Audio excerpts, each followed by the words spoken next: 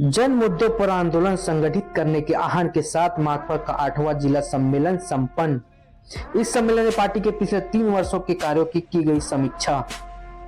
नई जिला समिति का चुनाव किया गया। समीर कुरैशी को पुनः जिला सचिव के रूप में किया गया निर्वाचित। आम जनता के मुद्दों पर जन आंदोलन संगठित करने के आह्वान के साथ मार्क्सवादी कम्युनिस्ट पार्टी माकपा का 8वां धमतरी जिला सम्मेलन आज सफलतापूर्वक संपन्न हुआ। इस सम्मेलन में पार्टी के पिछले 3 वर्षों के कार्यों की समीक्षा की गई और नई जिला समिति का चुनाव किया गया। समीर कुरैशी को पुनः जिला सचिव के रूप में निर्वाचित किया गया, जबकि मनीराम देवांगन, रेमन यादव और सरला शर्मा को जिला समिति के सदस्य चुना गया। साथ ही आगामी राज्य सम्मेलन के लिए 3 प्रतिनिधियों का चुनाव भी किया गया। माकपा द्वारा जारी विज्ञप्ति के अनुसार सम्मेलन की शुरुआत राष्ट्रीय महासचिव सीताराम येचुरी और अन्य दिवंगत नेताओं की श्रद्धांजलि देने के साथ हुई।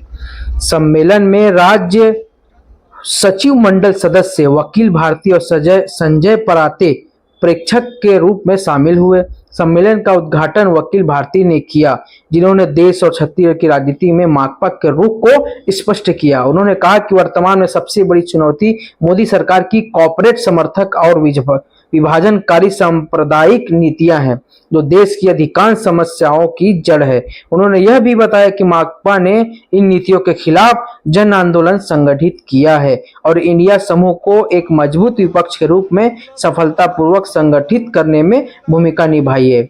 आगे देखते हैं कि इस सम्मेलन को लेकर सम्मिलित हुए अतिथियों ने क्या कहा। संजय पराते, राज्य सचिव मंडल सदस्य माकपा छत्तीसगढ़ जी।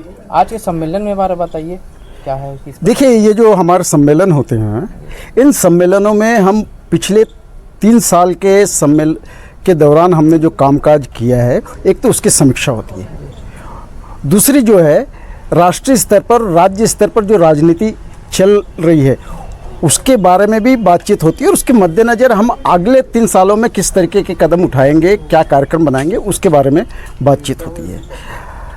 देश के स्तर पर हमने जो पिछले 3 सालों में जो आंदोलन चलाए हैं, उसका एक स्पष्ट प्रभाव तो ये पड़ा है कि मोदी सरकार को स्पष्ट बहुमत नहीं मिला है और इस देश के 160 ग्रामीण क्षेत्रों में उसकी हार हुई है। यानी किसानों के मुद्दों पर हमने पूरे देश भर में जो आंदोलन चलाया उसका प्रभाव पड़ा है। दूसरी बात जो है, ये जो मोदी की सरकार है और उसमें आपका छत्तीसगढ़ की भी सरकार शामिल कर लीजिए, ये कॉरपोरेट और हिंदुत्व के गठजोड़ के आधार पर चल रही है और हिंदुत्व का खतरा इस देश के सामने सबसे बड़ा खतरा है, जो हमारे देश की एकता और अखंडता के लिए। मसलन मैं एक उदाहरण पर आपका ध्यान आकर्षित करना चाहूँगा कि बिलासपुर कि ईद के दिन 5 मुस्लिम नौजवानों को गिरफ्तार किया गया इस अपराध में कि उन्होंने अपने घरों में या मोहल्लों में जो है फिलिस्तीन के झंडे फहराए थे। और पुलिस का कहना है कि ये अपराध है कि नहीं, या भाई हमने तो मामला बना दिया, अब कोर्ट तय करेगा। तो हमारा कहना है कि इस देश की जो विदेश नीति है और कौन सा राष्ट्र हमारा शत्रु है, कौन सा राष्ट्र मित्र है, वो क्या इस देश की अदालत और पुलिस तय करेगी क्या? तो फिर संसद का क्या काम है? और आप सब जानते हैं कि फ़िलिस्तीन हमारा मित्र राष्ट्र है, उसका दूतावास है। फ़िलिस्तीन मुक्ति मोर्चा के जो यासर अराफात है और इंदिरा गांधी आपस में भाई बहन का रिश्ता मानते थे और आज फ़िलिस्तीन पर इतने बड़े पैमाने पर अटैक हो रहा है, उस फ़िलिस्तीन के खिलाफ पूरे दुनिया में संवेदनाएं के पक्ष में संवेदनाएं जाहिर हो रही, इजराइल के खिलाफ जो है आवाज़ बुलंद हो रही। और ऐसे में यदि कोई फ़िलिस्तीन का झंडा फहराता है तो वो अपराध नहीं हो सकता। लेकिन किस तरीके से अल्पसंख्यकों का, मुस्लिमों का, ईसाइयों का धर्मांतरण के नाम पर या दूसरे मुद्दों के नाम पर उत्पीड़न किया जाए, दमन किया जाए, ये इस सरकार की नीति है। देश और राज्य में किस प्रकार से कार्य कर रही है, आप लोग की नज़र में क्या लगता है जो एक पार्टी? देखिए, पूरे देश में मोदी सरकार मजदूर विरोधी, किसान विरोधी नीतियों को लागू कर रही है, अल्पसंख्यक विरोधी नीतियों को लागू कर रही है और उसके खिलाफ लड़ाई में हम अगली कतारों में हैं। और आप जानते हैं कि ये जो इंडिया समूह जो बना है, उसमें जो है उसको आकार देने में सबसे बड़ी भूमिका जो है मार्क्सवादी कम्युनिस्ट पार्टी की रही है। राज्य के अंदर अंदर भी इनकी जो कारपोरेट परस्त नीतियाँ है, चाहे वो हसदेव का मामला हो, चाहे ये आपका स्मार्ट मीटर का मामला हो, या अल्पसंख्यकों पर जो उत्पीड़न करने का मामला, उसके खिलाफ हम अपनी पूरी ताकत से लड़ रहे हैं। हम एक कमज़ोर ताकत जरूर है, लेकिन अपनी ताकत के साथ लड़ते हुए हम आगे बढ़ रहे हैं।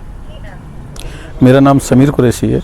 मैं जिला सम्मेलन में सचिव चुना गया हूँ। हमारी पूरी कमेटी आगे मिलकर काम करेगी। भारत की कम्युनिस्ट पार्टी, मार्क्सवादी कम्युनिस्ट पार्टी जो हमारी है, उसका पूरे राष्ट्रीय स्तर पर सम्मेलनों का दौर चल रहा है।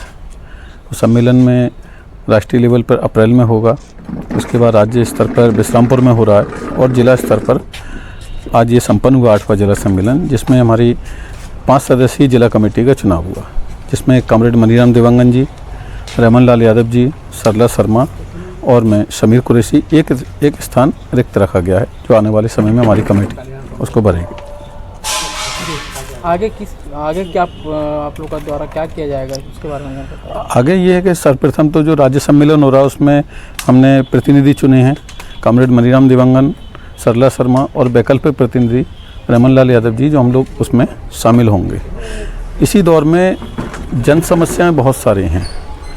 उन जन समस्याओं पर हमारी पूरी कमेटी अगली बैठक में पूरा निर्णय लेगी। विस्तारित रूप से अगर हम जाएंगे तो बहुत बड़ी बात होगी। हम संक्षिप्त रूप से ये बताना चाहते हैं कि जनता से जुड़े हुए जो सवालात हैं, जिसमें आप देखेंगे बहुत सारे मजदूरों को मजदूरी प्राप्त नहीं हो रही है, चाहे उसमें बीड़ी वर्कर हों। आप देखिए तो कम से कम 16 से लेकर 24 आ गए, इन 9 वर्षों के अंदर उनकी मजदूरी नहीं बढ़ी। वो सवाल है। मंडी मजदूरों की मजदूरी नहीं बढ़ी है, मध्याह्न भोजन वालों को मानदेय नहीं मिल रहा है, उनका कलेक्टर दर नहीं मिल रहा है। ऐसे तमाम सवाल हैं। गांव स्तर पर देखेंगे तो गांव के अंदर पेंशन से लेके आवास तक कई ऐसी समस्याएं जिन पर हमारी पार्टी गंभीरता से कदम उठाई।